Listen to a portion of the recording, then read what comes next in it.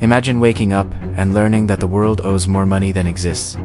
Not double, not triple, but many times more. Right now, as you listen to these words, the global economy is sitting on a mountain of debt that is more than $300 trillion tall. If that number feels too big to imagine, here's a simpler picture. If you spent $1 million every single day from the moment the dinosaurs died, you still would not reach $300 trillion. And here's the strangest part. Every country owes money. Every company owes money. Every household owes money. The entire world is borrowing from itself. But if everyone is in debt, then who exactly is the world borrowing from? That is the puzzle at the center of this story. A puzzle so big, so old, and so misunderstood that most people don't even know it exists. It shapes wars, politics, inflation, recessions, and even the cost of your morning coffee. It decides how fast countries grow, how long governments stay in power, and why global crises keep repeating. And it's a story that no one can walk away from, because every dollar in your wallet and every price in your life is affected by it. This is the story of how the world created a debt system it can no longer control. A system so interconnected that it cannot safely grow and cannot safely stop. A system that looks normal on the outside, but inside is a tangle of promises, loans, interest, payments, and financial machinery that now holds the global economy together and threatens to tear it apart. But to understand how the world ended up with a $300 trillion problem, we need to step away from modern finance. We need to go back to the very beginning. Back to the moment humans first asked each other the simplest economic question. Can I borrow this? Act 1. The beginning of debt.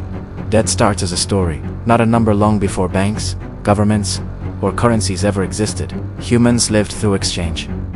One person grew grain, another hunted animals, another built tools. The problem was simple. People rarely needed the same thing at the exact same time. If you hunted a deer today, but your neighbor didn't grow wheat until next week, trade became complicated. So humans invented something powerful. Not money, but trust. I'll give you this today. One person would say, and you'll give me something later. That tiny promise was the first form of debt. No paperwork, no interest, just trust. Debt was a social glue. A way to organize cooperation. A way to smooth out time. A way to help each other survive. But as societies grew, trust became harder to track. People needed a better system, so they invented something that could store value and make promises easier. Money. But money didn't replace debt. Money made debt grow, because now, promises could be written down, counted, traded, and passed from one person to another. IOU grain became IOU 5 silver coins. Debt became portable. Debt became transferable. Debt became a tool, and eventually, debt became power. Kingdoms, empires, and borrowed wealth as civilizations expanded. Rulers realized something important. Borrowing money could change the world. Debt built irrigation systems that fed millions. Debt financed armies that conquered continents. Debt paid for trade routes, palaces, fortresses, entire cities. But debt also created risk. When kingdoms failed to pay their debt, lenders were furious. When lenders failed to collect, violence followed. Many wars weren't just fought over land, they were fought over unpaid debt. But here's the critical difference between ancient debt and modern debt. In the old world, if you borrowed too much and couldn't pay it back, you suffered the consequences. Your kingdom fell. Your power disappeared. Your dynasty ended. Debt was unforgiven. Debt had limits. Today, it does not. The birth of modern credit fast forward to the last few centuries. Banks emerged as middlemen. Governments introduced formal currencies. Economies became more complex. Trade became global. And something new entered the system. Compound interest. Interest turned debt into a living creature. A creature that grows on its own. A creature that never sleeps. A creature that makes money reproduce like a biological process. Borrow $100. Pay back $110. Borrow again. Pay back more. This was manageable when economies were small. But once industrialization exploded, debt exploded with it. Factories needed capital. Railroads needed loans. Ships needed financing. Governments needed credit to build infrastructure, fight wars, and expand influence. Debt became the fuel of growth. And more importantly, cheap debt became the competitive advantage of nations. If your country could borrow more, borrow faster and borrow cheaper than your rivals, you could build a bigger economy and win the 20th century. But as the world shifted from gold-backed money to government-issued money, the rules changed again. Debt no longer needed physical value behind it. Governments could now create money simply by issuing it. And once that happened, the floodgates opened. When nations discovered the ultimate cheat code for centuries, debt followed a simple rule. If you borrowed too much, you failed. But in the 20th century, governments discovered a way to avoid failure. If the debt was too big, print more money. This was the turning point in global financial history. Before, a country that was drowning in debt had no escape. Now, governments realized they could create new money, buy their own debt, and avoid collapse. At first, this was used very sparingly. A crisis era a recession there, a war, maybe it, but then something changed. Politicians learned that voters hated pain. They hated recessions. They hated unemployment. They hated economic slowdowns. So governments began using debt to fund everything: social programs, wars, infrastructure, economic stimulus, corporate bailouts, and even tax cuts. Debt became the easy way out. Debt became the permanent solution. Debt became the foundation of the modern world. And there was one major side effect. The global economy became dangerously dependent on borrowing. Stopping borrowing became more painful than continuing it. So countries borrowed more and more and more. The world's financial system slowly transformed into a giant, fragile stack of promises, a Jenga tower of loans, bonds, interest payments, and credit. And every year, the tower grew taller. Debt becomes the heartbeat of growth. During the mid-1900s, something astonishing happened. Economists discovered that when countries borrowed money, they grew faster. A lot faster. Debt allowed cities to expand, industries to scale, and innovation to skyrocket. Debt funded highways, airports, schools, science, medicine, and technology. The modern world was built on borrowed money. But there was a problem. The more countries borrowed, the more they needed to borrow. Debt became addictive. Growth needed more debt, and more growth was needed to justify the debt that already existed. It was a treadmill the world could not step off. The moment debt became too important to fail by the late 20th century, global debt was rising, but it was still somewhat manageable. Nations borrowed, but economies grew fast enough to handle the payments. Everything changed in 2008. When the financial crisis hit, the world faced a choice: let the overborrowed system collapse, or save it with even more debt. Governments chose the second option, not because they wanted to, but because they had no choice. If they let the system reset naturally, millions would lose jobs, homes, savings, and hope. So central banks printed money at a scale the world had never seen. They cut interest rates to zero. They bailed out banks, corporations, and entire markets. And it worked in the short term. But there was a cost. The debt tower grew taller. Much taller. Too tall. The global financial system that had once rested on real economic value now rested on constant borrowing. This was the moment economists realized something frightening. Debt was no longer just a part of the system. Debt was the system. And once you reach that point, there is no easy way back. Back to the conflict. How the debt exploded by now. You understand how debt became normal. How it became useful. How it became necessary. But the next part of the story explains how debt stopped being a tool and became the world's single biggest financial risk. To understand the danger of the $300 trillion debt bomb, we have to break down who owes what and why the system spiraled out of control. 1. When countries borrow more than they earn, the world's biggest borrowers are not companies or households. They are governments. Governments borrow for many reasons. To build infrastructure, to fund social programs, to fight wars, to respond to crises, to win elections, to stimulate growth, to avoid recessions, and borrowing was manageable when interest rates were low and economies were expanding. But the truth is uncomfortable. Most countries spend more than they earn. In simple terms, imagine earning $50,000 a year, but spending $60,000 every year. What happens? You borrow the extra $10,000. Then you borrow again and again. Eventually, the debt becomes so large that paying even the interest feels difficult. This is exactly what happened to countries around the world. The United States, the world's biggest borrower, the world's largest economy, is also the world's most indebted government. The US national debt has passed $34 trillion, and it grows by trillions every year. But here's the twist. The US isn't unique. Almost every major government in the world is doing the same thing. Japan, China, India, UK, France, Italy, Canada, Brazil, South Korea. All of them have massive public debt that grows faster than their economies. The reason? Debt became politically convenient. If politicians want to spend money without raising taxes, they borrow. If they want to stimulate the economy, they borrow more. Borrowing became the default solution for everything. And once borrowing becomes normal, it becomes extremely hard to stop. 2. When corporations joined the borrowing party, governments weren't the only ones addicted to cheap money. Corporations realized something powerful. Borrowing money was unbelievably cheap. For almost 15 years after the 2008 crisis, central banks kept interest rates near zero. They printed trillions of dollars and pumped it into the financial system. Companies could borrow billions almost for free, and they eat. But the problem was not that corporations borrowed. The problem was what they borrowed money for.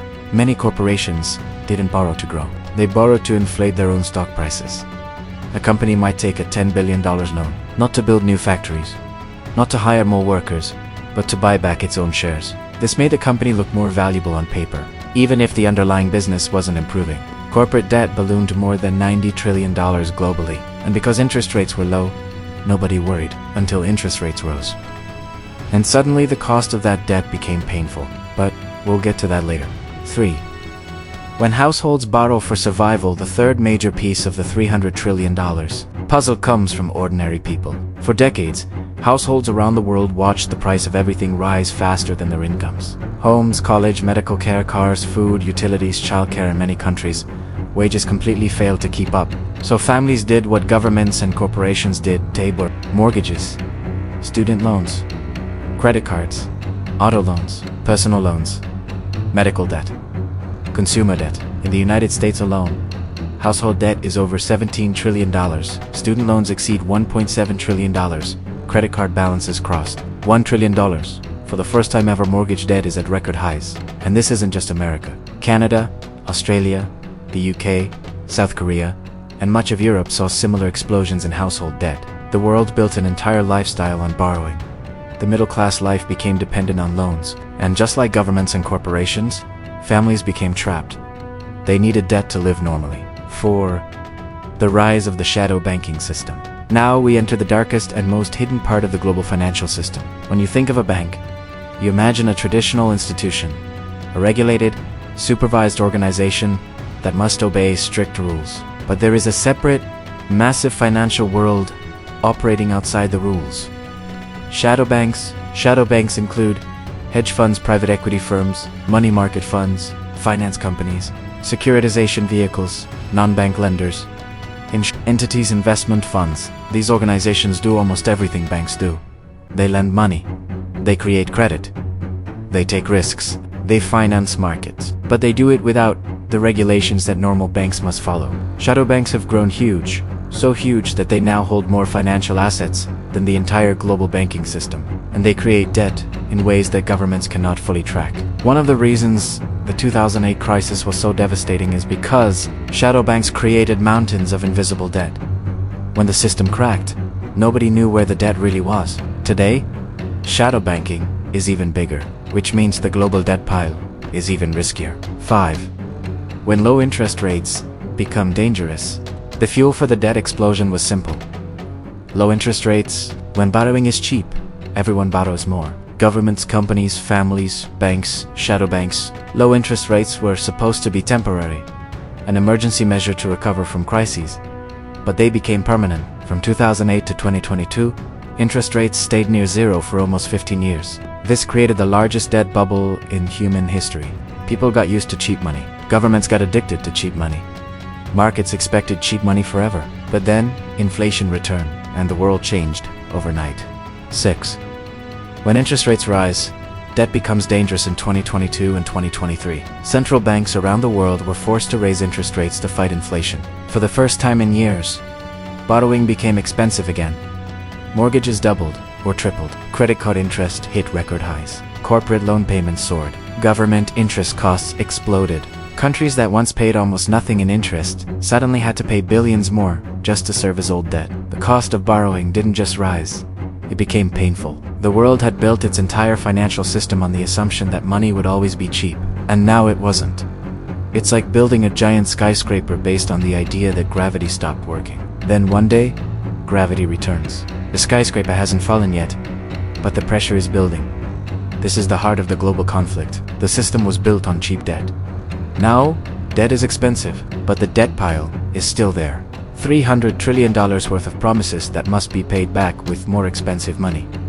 And this is only half the story. The next part is even more alarming. The moment everyone fears. Here's the truth no government wants to say out loud. There comes a moment, a single moment, where a debt system reaches a point it can't come back from. Not tomorrow, not next year, not in a decade, but eventually, always. What does that moment look like? And how do we know when it's here? The line that should never be crossed. Every country has a number, a line, a threshold. Once debt becomes bigger than the entire yearly economy, trouble begins. It's like your paycheck being $50,000, but your debt being $120,000. You can survive for a while, but you feel the pressure every single month. Countries feel the same. The start of the panic loop, debt crises don't start with explosions. They start with whispers. A small rumor, a nervous investor, a bad headline, a missed payment by a tiny country no one talks about. Suddenly investors sell bonds. Interest rates rise. Governments panic. They borrow more at higher cost. And a feedback loop begins. And once this loop starts, almost nothing can stop it. The hidden trigger. Confidence. Debt systems survive on one thing. Confidence, not gold, not cash, not banks, not armies. Confidence. Because confidence is what keeps governments able to borrow. Confidence is what keeps people calm. Confidence is what keeps markets alive. But confidence is fragile. One crack, and the whole vase shatters. Why the system can break quickly, debt looks slow. Numbers rise gradually. Announcements feel boring. Reports sound technical. But the collapse, that comes fast. Very fast. Like a bridge that looks strong for years. Until one small boat fails. And everything falls at once. Here's the part nobody is prepared for. The global chain reaction, our global debt system, is a web. If the US trembles, banks in Europe shake. If China slows, factories in Asia freeze. If currencies in Africa fail, food prices jump everywhere. Debt is no longer local. It's global. So when one corner of the web collapses, the whole web moves. How a trigger country can start the climax. History's worst debt crises often began in small nations. Greece, Thailand, Iceland, Argentina, countries that most investors ignored. Countries that looked too small to matter. But in a debt-based world, a tiny spark can burn the whole forest. The US question. What if America falters? Let's ask the forbidden question. What happens if the United States, the world's largest debtor, loses confidence? Not collapses, not defaults, just loses confidence. The dollar would shake. Global markets would shake harder. Governments around the world would run for cover. People would panic. This is the fear nobody talks about on TV. When a debt system reaches the limit, economies can grow. Governments can tax. Central banks can print money. People can work harder. But none of that matters. Because math has a limit, and the global debt number is already so big, so gigantic, so unimaginable, that every new dollar borrowed pushes us closer to the red line. The world's options are shrinking. Governments really have only 4 options. 1. Cut spending, unpopular, causes protests. 2. Raise taxes, even more unpopular. 3. Print money, causes inflation. 4. Grow economy fast, very hard. As debt rises, each option becomes more painful. Eventually, none of them are easy. That's when systems break. The turning point, nobody can stop the turning point in every financial system, comes when the cost of debt becomes bigger than everything else. Bigger than education. Bigger than healthcare. Bigger than military. Bigger than everything a country spends money on. When interest payments alone suffocate budgets, governments lose control. This is the moment the world silently fears. Inflation, the silent reset button when debt becomes too large. Countries don't say, we can't pay. They say, we need growth. But what they really do is create inflation. Why? Because inflation reduces the real value of old debt. It weakens the burden. It resets the system. Silently, but inflation also hurts. Families, savers, small businesses, retirees. Inflation is a reset button, but it has victims. Hyperinflation. When the reset goes wrong, if inflation is controlled, it's fine. If it's not, it becomes hyperinflation. Prices explode. Savings disappear. Currencias die. Germany 1920s, Zimbabwe 2000 segundos, and Venezuela 2010s. Every hyperinflation began with a death crisis. Every single one. The coming climax, a global reset. Economists quietly discuss a word behind closed doors. Reset, not collapse. Not collapse, not apocalypse. Reset, a new system. New rules, new money structures, new global agreements. Because when a system reaches $300 trillion, nobody can fix it. They can only replace it. The future is already being built: central bank digital currencies, digital payments, cashless systems, cross-border digital platforms, blockchain-based settlement networks. These aren't random innovations.